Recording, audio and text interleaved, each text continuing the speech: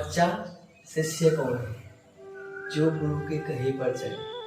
गुरु की आप पूजा करें, उनके चरण धोएं, ठीक है, लेकिन गोस्वामी जी लिखते हैं, श्री गुरु चरण सरोज रज निज मन मुकुर सुधार। उनके चरण नहीं, उनके चरण जहां पर जा रहे हैं, उनके चरणों के पीछे श्री गुरु चरण सरोज रज, उनके चरणों के पीछे पीछे आप चल लो जहां पर गुरुदेव पहुंच रहे हैं, क्योंकि गुरु का संबंध सीधा भगवान से होता है। इसलिए आप गुरु रूपी नौका को पकड़ लो तो वो आपसे भाव से पार कर देंगे। साधक वही है जो सांसारिक क्रियाओं से नहीं कि हम गुरु के पांव धोएं, चरणामृत ले, ठीक है यह भी, लेकिन जो गुरु के कहे पर चले, सच्चा शिष्य वही है जो गुरु के कहे पर चले, गुरु के बताए हुए मार्ग पर चले, जो निस्संकोच भाव से गुरु ने जो कह दिया उसके लिए सत्य है, अटल है।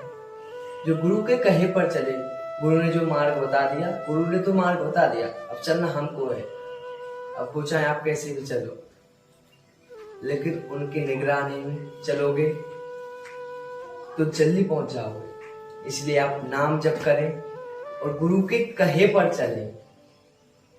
सच्चा साधक वही है और सच्चा शिष्य भी वही है जो गुरु के कहे पर और गुरु के बताए हुए वाक्यों पर चले। सांसारिक क्रियाओं से नहीं कि हम माला पहनाएं या फिर उनकी आरती पूजा करें, लेकिन सबसे बड़ी पूजा सेवा तो यही है जो गुरु के कहे पर चले। गुरु ने जो नाम बताया, गुरु ने जो मंत्र दिया, उसके कहे पर चले। क्योंकि गुरु क्या है? चिंतामणि लोक सुखो सर्व गुरु स्वर्ग संपदम परीक्षतो गुरु प्रीतो वैकुंठम योग दुर्लभ। भागवत जी में स्पष्ट आया है कि चिंतामणि और पारसमणि किसी को मिल जाए तो समझो उसको संसार का काफी सुख मिलेगा, क्योंकि पारसमणि इसको लोह से छुआ वो सोना बना देती है। और चिंतामणि और सर्व स्वर्ग संपदम, स्वर्ग के लोगों को कोई सुख चाहिए तो वहां पर एक वृक्ष है, कल्प वृक्ष, उसके नीचे बैठो, कोई भी काम ना करो, वो आपकी पूरी होगी। लेकिन जो एक पारसमणि और जो एक कल्प स्वर्ग का ये महान कल्प वृक्ष नहीं दे सकता, परीक्षा तो गुरु प्रीतो वैकुंठम योग दुर्लभ। यदि हम गुरु के चरणों में प्रीति करें, गुरु का आदर करें, गुरु के कहे हुए वाक्यों, गुरु के वचनों पर निष्ठा रखें, तो परीक्षा तो गुरु प्रीतो वैकुंठम योग दुर्लभ हो। गुरु उस पदी पर पहुंचा देते जो वैकुंठ का भी योग दुर्लभ है। इसलिए गुरु की कृपा, क्योंकि गुरु कृपा केवल, गुरु कृपा बगैर साधक या फिर कोई भी शिष्य आगे नहीं बढ़ सकता। क्योंकि गुरु ही तो हमको मार्ग बताते हैं, गुरु ही हमको बताएंगे ऐसे चलना, ये नाम जप करना, इस विधि से आप मंत्र जाप करें, लेकिन उस पर चलना और ना चलना वो आपके ऊपर निर्भर करता है। एक जगह प्रसंग आता है, काफी शिष्य थे और गुरुकुल में काफी शिष्य थे। गुरु ने सभी शिष्यों को बुलाया और एक पेड़ की डाली थी जो कि एक बड़े से कुएं के ऊपर से जा रही थी। तो गुरु ने कहा इसको काटना है सभी शिष्यों से, तो सबने मना कर दिया। बोले गुरु जी अगर हम इसको काटेंगे भी तो डाली तो कट जाएगी, लेकिन जो काटेगा वो सीधा इस कुएं में गिर जाएगा।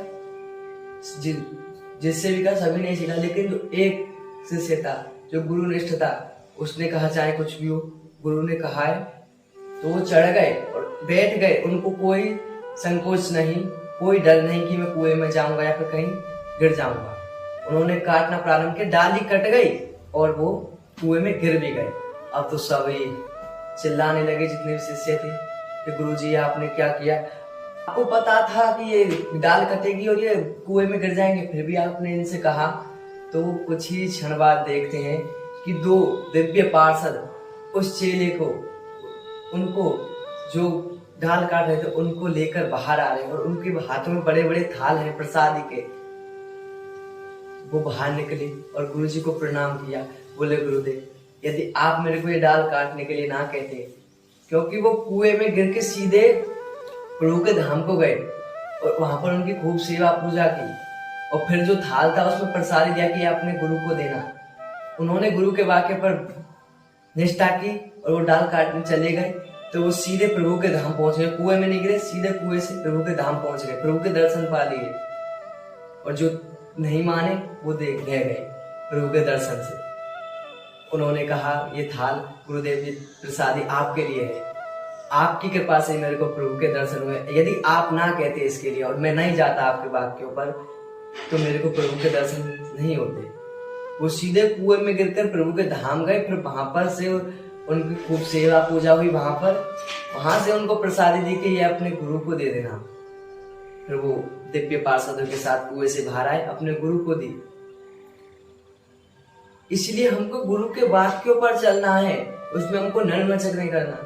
जो गुरु ने कहा वही हमारे लिए सत्य है, क्योंकि गुरु